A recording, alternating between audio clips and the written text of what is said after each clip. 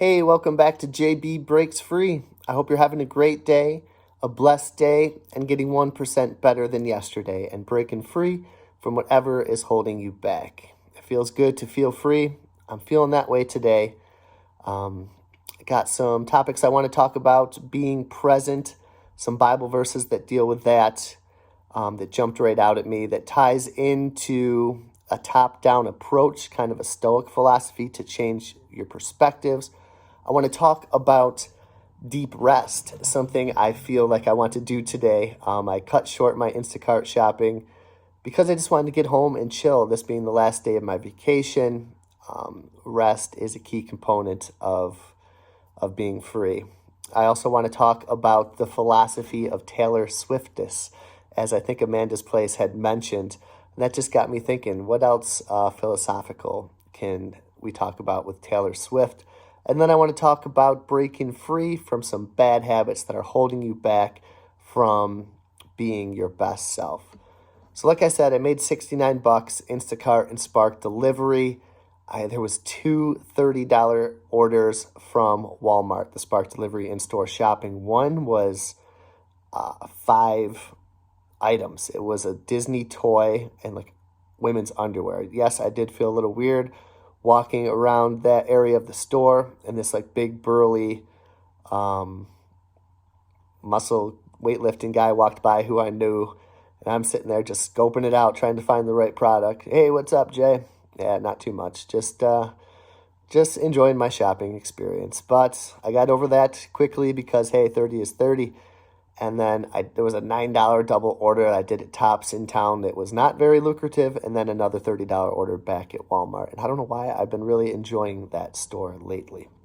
While I was in that store, I felt a twinge of discontent, of unhappiness, of fear, of anxiety. And of course, I had to think about why. Why did I feel that? And I knew what it was related to. It was related to a little bit about work, I guess. And there's really nothing to be worried about at this point about that situation. I think it's resolved itself. I've made myself clear of my boundaries there.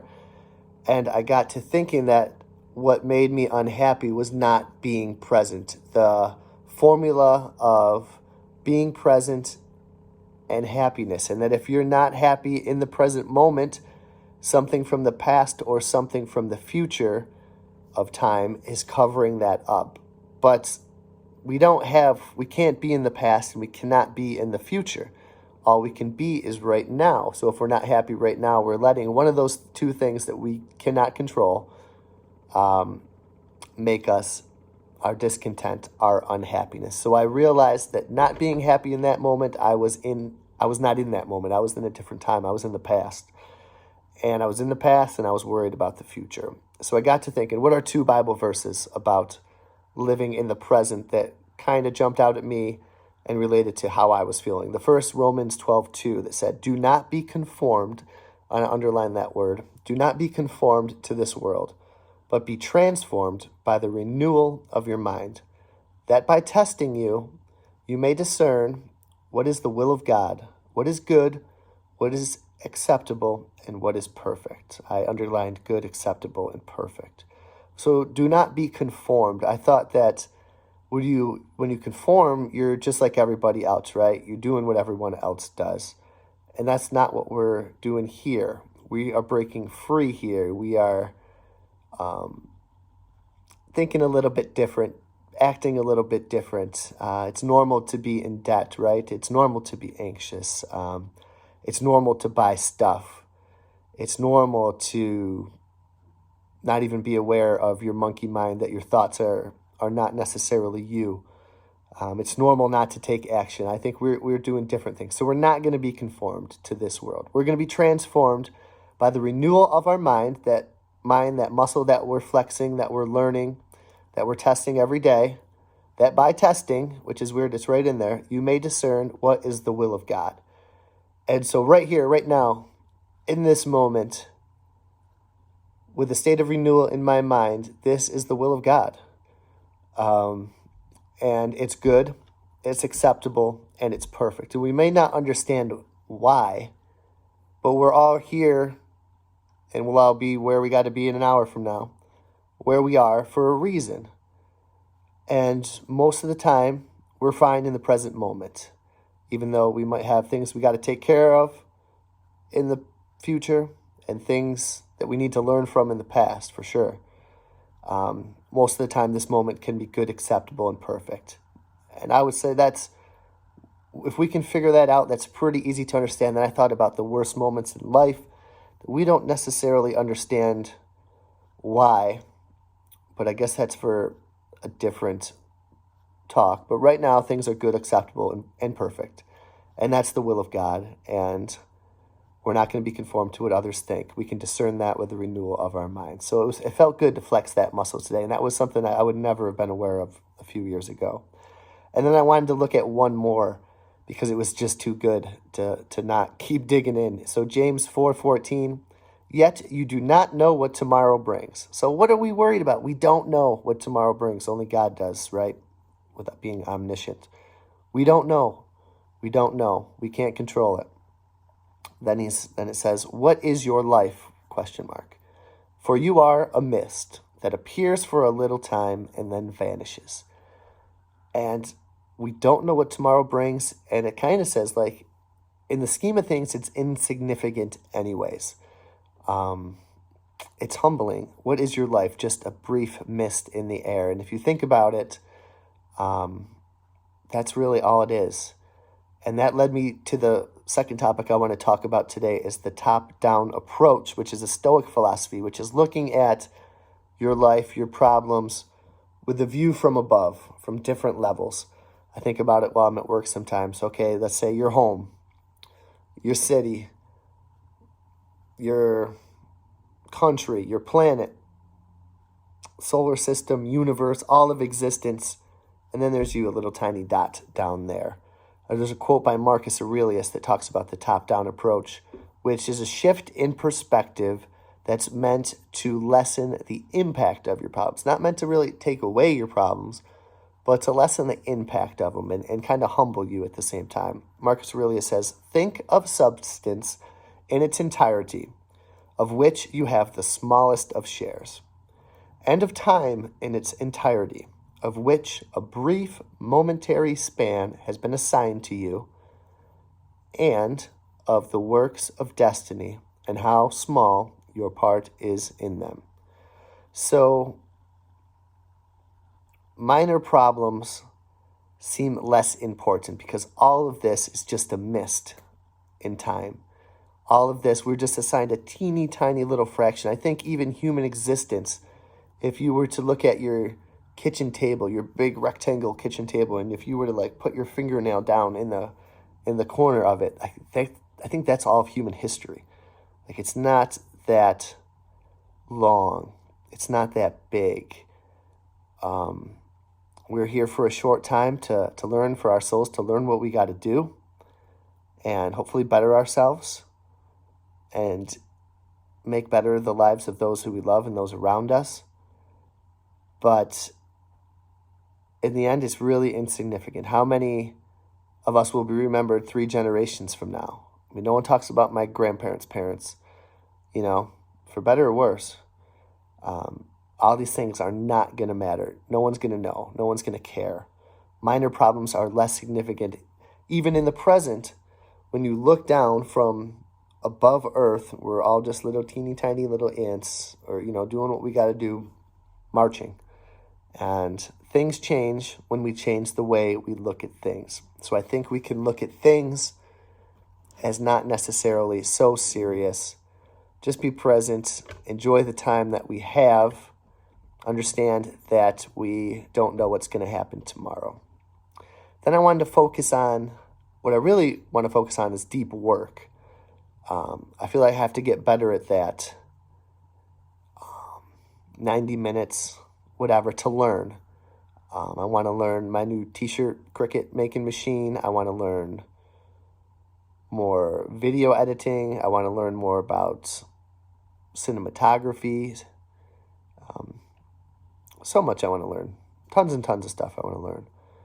But there also has to be deep rest too. There has to be boundaries. I basically do what I love every day. I would love waiting tables if I'm allowed to just wait tables and be happy. And we know that's been an issue here in the past, but things are fine. I also love how my days are now. I've built a life that I love. I've understood what I'm chasing to be happy. And that can be side hustling, that can be shopping, listing records, reading. I just love all that stuff. I can't get to all of it. But what I want to do is take some breaks, some deep rest, not just deep work. And some examples that you can do for deep rest are to experience nature. And what I'm trying to say is that if you love what you do, you don't work a day in your life. So that can be hard to take a break from what's not work, what you don't consider work. I did get this coffee today. It's my last day of vacay, so I said the heck with it. Actually, I got a $5 cash tip from somebody, Instacarting. Like, yeah, I'm going for it. So I got it, and then I thought about the no spend January and just how frivolous and how easy frivolous spending is. Gosh darn it. But I respect that discipline of the no spend January. I really got to focus on that for the rest. But some examples of deep rest can be just veg out. Leave it, veg out, play a video game, lay on the couch, Netflix and chill, take a nap. I often nap a little bit before work, just kind of a meditative state to go in, relax. I don't like to nap on non-work days, because that time is just too perfect for me.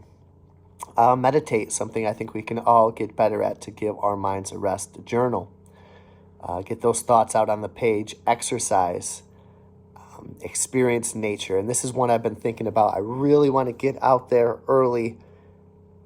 I think that's my best opportunity, but regardless, I want to get out and walk for an hour every single day, give or take, if it's absolutely freezing or something's crazy going on. But I think we're meant to be out in nature and experience the seasons, can correlate experiencing different parts of our lives. Every day that we go for a walk is not going to be sunny. Sometimes it's going to be very snowy and chilly and whipping cold in our face and wet snow in your glasses and in your eyes, and it's not going to be good, but there's beauty in it.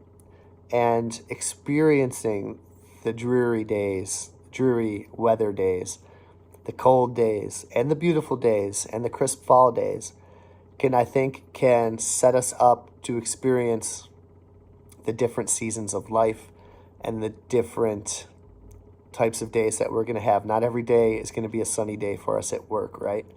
There's going to be some cold days. There's going to be some hot days.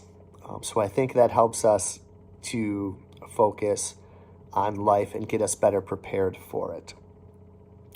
Which will lead me into the fourth topic I want to talk about today, the philosophy of Taylor Swift, and specifically dealing with forgiveness. And must we forgive? I think to forgive for the right reasons. I think if there is to forgive and forget, if there's a chance that the relationship can be repaired. But if there's no chance for that relationship to be repaired, for whatever reason there is, forgive but don't forget.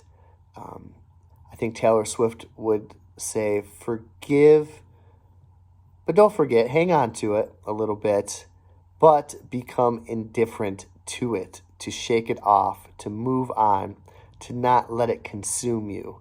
That you can be done with that person, but you won't forget what that person did. So must we forgive? Not necessarily. In the Bible, in Luke 17:3, it says, if your brother sins against you, rebuke him, turn away. If he repents, forgive. So if he doesn't repent, or if she doesn't repent, then you don't have to forgive. You can just rebuke.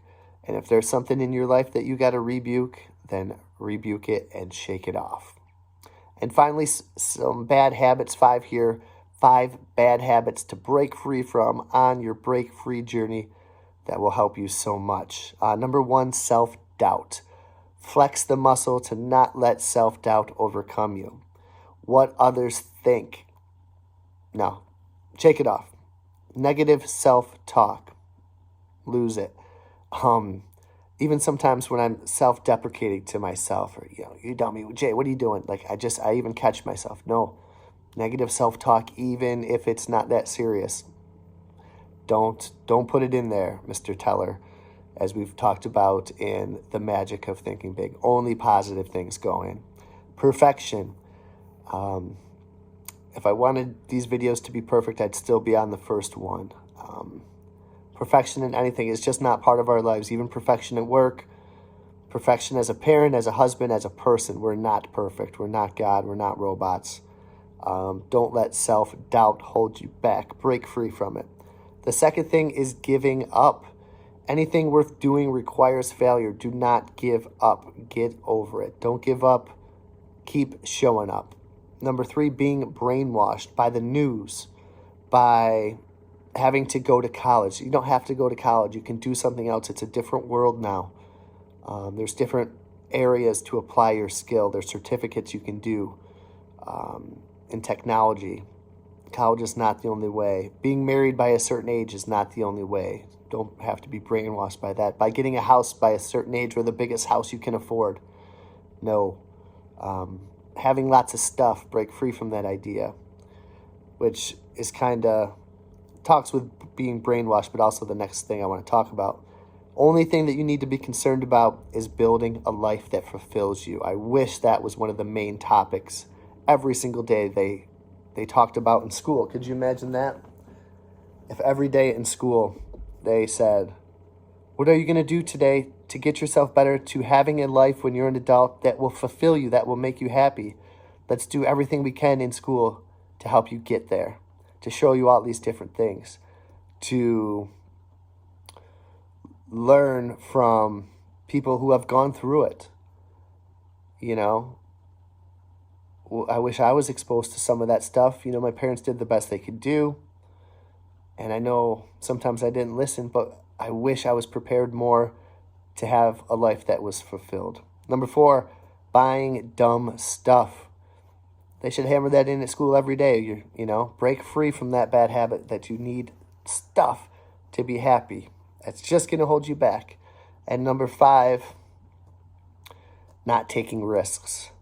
You're going to have to take risks. Invest. I think investing is huge.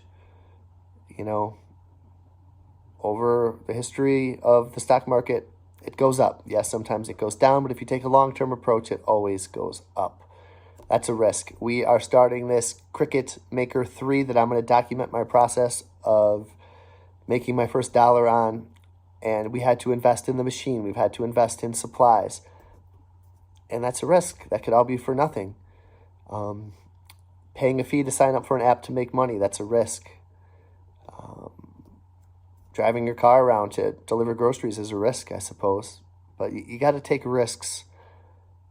Get outside of your comfort zone. Life begins at the end of your comfort zone. I'm ready to have a great night, to have some deep rest, to shake it off, to forgive, and